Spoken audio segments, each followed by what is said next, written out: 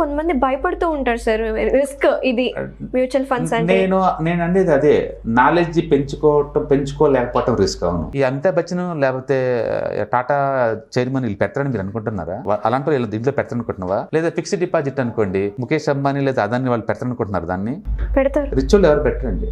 Rich వాళ్ళు ఎప్పుడు కూడా తక్కువ రేటుకి వచ్చే వాటిని వడ్డీకి తీసుకొని ఎక్కువ రేట్ పెట్టి జనరేట్ చేస్తూ ఉంటారు. అంటే రిస్క్ తీసుకోవటం వాళ్ళ ప్రొఫైల్లోనే ఉంది, అందుకే వాళ్ళు ఎంటర్ప్రినర్ అయ్యారు.